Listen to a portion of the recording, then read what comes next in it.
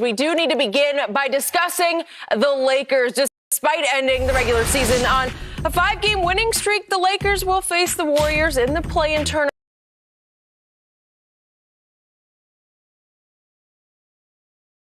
tomorrow. Lakers fans, like Skip mentioned, had, that brief scare in the fourth quarter of Sunday's win over the Pelicans when LeBron appeared to re-injure his right ankle and was slow to get up. But after the game, LeBron said, quote, "It was a tweak. I stepped on Nickeil Alexander-Walker's foot on the way down after the last layup, but I'll be fine." So, Shannon, any problem with LeBron still in the game that late, and how will it affect them moving forward right now? No, hell, I wish AD and Drummond was in the game as late as LeBron was, because they need time and Skip. LeBron has only played, 2 games in the last couple of weeks. He missed almost 8 weeks of the regular season. They need repetitions together, because like you said, LeBron hasn't played with a guy like Drummond that's going to be on the court for that length of time in a very long time. And they got a nice relationship, Skip. If you notice, his main high pick and roll guy now is Andre Drummond. Big Penguin. Big Drum. Yeah. And you see we getting double-digit rebounds, offensive rebounds. Yeah, you saw Look that. out. League. Here they come. Yeah. I'm glad you noticed that. I'm glad you noticed that. I didn't have to bring it to your attention. Skip, he needs repetition. And that's the thing that you worry about, Skip, if you're going into the playoffs or if you have an injury.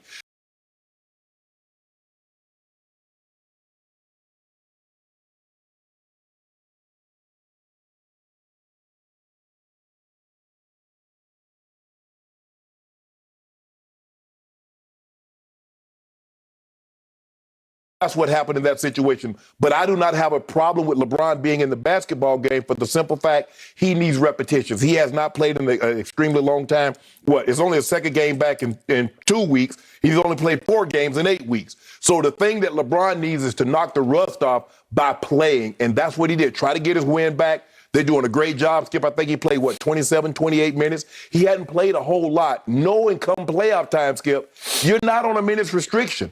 Because the thing about this game here, Skip, and that's what makes football football different than basketball. Every football playoff game, Skip, is a game 7. And this situation now is a little bit different. You win this game, Skip, you go to the 7th spot. You lose this game, you wait for the win of the 9-10, and then you have who's going to win for the 8th spot. So I get all that, Skip, but LeBron James needed the repetition. Hell, like I said earlier, I wish AD and Drum was in there with him, getting their reps together, because we're going to need those 3 big guys to play really, really well, especially against Steph Curry that's shooting the ball extremely well. But I don't have a problem with him playing. I wish he could have played a little bit more, hadn't tweaked his ankle, and could have got 3 or 4 more minutes. So I don't want to hear you talk about he should have been playing. Okay. And going forward, you think it will be X factor. What will the factor be? The thing, hopefully, Skip, he doesn't re-injure it. It looks to me, Skip, he's about 85%. He picks his spots where he could just turn it on. You see a couple of those steals, Skip, he shoots the gap. He can get there. And then other times you're like, nah, maybe next time. And so there are spots that he can be LeBron that we remember. And then there are other times you're like, yeah, it's still a factor. But I believe if he doesn't re-injure it, I believe that he'll just get better and better and better. And we'll see how it plays out. Okay, my turn. I'm going to ask once more on this show, across from you, Shannon Sharp. Yeah. How does LeBron James keep getting a pass for things that were completely within his control? That was his choice to stay that late in that game. And it's like those billions of blind witnesses out there, it's hear no evil, see no evil when it comes to LeBron James. And you can be the leader of that fan club. Okay. But this was the most outrageous yet, because this was 6:41 left in what had become a terribly meaningless game. If AD and the Big Penguin, Dre Drum, if they were both out there, you might have me. I might say, okay, you were actually trying to work on your cohesion and your chemistry. I could get that. Yeah. But LeBron was out there with a bunch of backups, and they weren't playing the New Orleans Pelicans. They were playing the New Orleans Skeletons. They were the Skeletons because, as you well know, there was no Zion, no Lonzo, no B.I. Nope. No Steven Adams. Nope. No Josh Hart. Nope.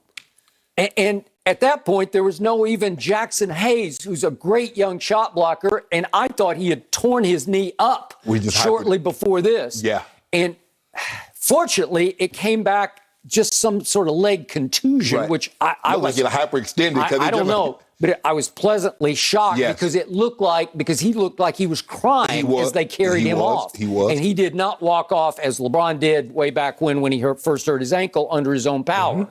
So there's virtually nobody left on the floor for the Skeletons. And LeBron is still alone out there as a Lakers starter. And he's front running. He's showboating. He's hot dogging. He's laying it on thick like whipped cream with cherry on top. He just laid the ball up. Okay. Skip. He did not just lay the ball up. If we could see it one more time, he does a 360 spin layup. Has he ever done that before? Well, yes, he has. Okay. But again, is this not dangerous at this point in the game? 360 spin on Nickeil Alexander-Walker. Right. And I guess he came down on his foot. I couldn't really see it, that he turned it over, but it didn't look that bad. But then his reaction looked that scary bad because he stayed down for a second. He grimaced. He groaned. He raised it up. He held it, for a second. And he walked very gingerly to the bench. Mm-hmm.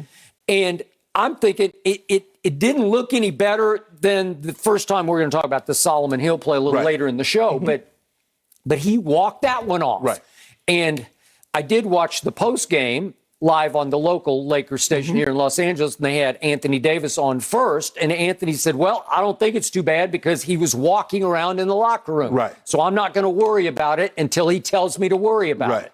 And actually, AD said that the irony was he actually also tweaked his ankle in the game. It looked like he did. You see him tighten up his feet. And so now here we go again. AD always dinged. He's always dinged with some way, somehow, right? Yeah. Okay, so help me out here. All we've heard about for weeks on end, at least 6 weeks, is LeBron's ankle. I've been starting to call him ankle. Mm-hmm. And he's out there with nobody, against nobody. It looked like open gym at the YMCA at noontime. Seriously. Mm-hmm. That is as dangerous a time to be playing basketball as you can have, because you're out there with people who might not even be on this team next year for the Skeletons. Well, he's got to get ready. Skip, let me ask you a question. Now, all last year and coming into this season, you talked about the thing that hurt the Clippers is they didn't have time to play together. Paul George was out, and Kawhi was out, and this one was out, that one was out. You said it hurt them come playoff time because they didn't have a chance to play together. Okay, LeBron James is trying to get a rhythm back after he's been away basically for 8 weeks. He's trying to get his timing, his rhythm back. You criticize that. I remember when LeBron was not playing in regular season games, all you did was criticize him, say Michael Jordan played nine times. He played 82 games. Kobe didn't miss a game. So if LeBron plays, he's front running. If he doesn't play, Kobe and Jordan never missed a game. So how does he win?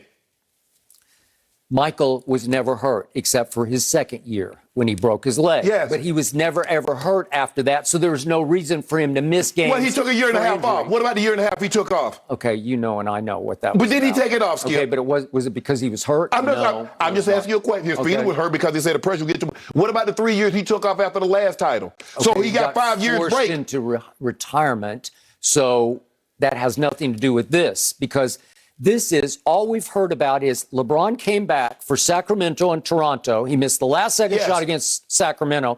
They got humiliated at home by Toronto. And all of a sudden he says, I can't go. I need more time off. And he takes almost another week off. He took another week off. Right? Yes, he did. And he comes back on Friday night at Indiana. And I thought they looked great at Indiana. I thought he looked 1,000% at Indiana. And I thought Dre Drum and AD and KC3 and Schroeder, everybody, I thought the chemistry and cohesion looked superlative on Friday night at Indiana. So in other words, I just want to make sure I'm hearing you straight, correctly. So they looked as good against Indiana as they did to start the season when they started the season 21-6 and they were the number 1 seed. So they looked that good. They looked healthy. They looked whole. Of course, there was no Sabonis. There was no Brogdon. There's no Miles Turner, but I could go on. But here's the Skip. Think about it. Schroeder's been in protocol for 2 weeks. LeBron's played basically 4 games in 8 weeks. AD came back after missing 6 to 8 weeks. And you said they picked right back up where they left off. You know that's impossible. No, I've seen a lot of teams do it. I've seen the Clippers do it. No, you didn't. I've seen the Nets do it all year long. All you see was- they walk out on the floor like they haven't missed a dribble. Hold on. But you got to realize, didn't the Nets lose like 7 straight games, like 5 straight games? Just recently. They lost like 5 games in a row. Okay, but every time James okay. Harden